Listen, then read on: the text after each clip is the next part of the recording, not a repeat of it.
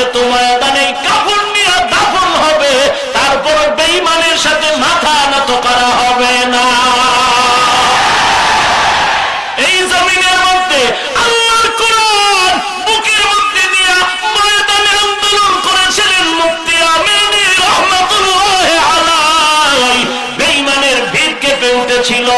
ওই বেঈমানেরা মনে করেছে মুফতি আমিনী নাই, চরমনার হুজুর নাই, শাইখুল হাদিস আল্লামা আজিজুল হক নাই, খতিব বাইতুল মুকাররমের ওবায়দুল হক নাই। ময়দান বুঝি খালি হয়ে গেছে। আল্লাহর কসম, না না, ময়দান খালি মনে করিও না। যদিও শাইখুল হাদিস নাই, মুফতি